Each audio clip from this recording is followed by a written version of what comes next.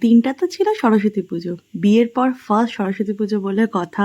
এখানে অঞ্জলি দিতে চলে গেছিলাম সকাল সকাল, আর এই ছিল আমার ফার্স্ট সরস্বতী পুজো বিয়ের পরের গেট আপ। এটা শাড়িটা নতুন ছিল, একদম বিয়ের আগেই কিনেছিলাম সরস্বতী পুজোয় পরবো বলে। তো তারপরে আমরা বেরিয়েছিলাম দুজনে মিলে বাইকে করে, ওর ওই স্কুল কলেজ সব দেখতে গেছিলাম আমি এখানে।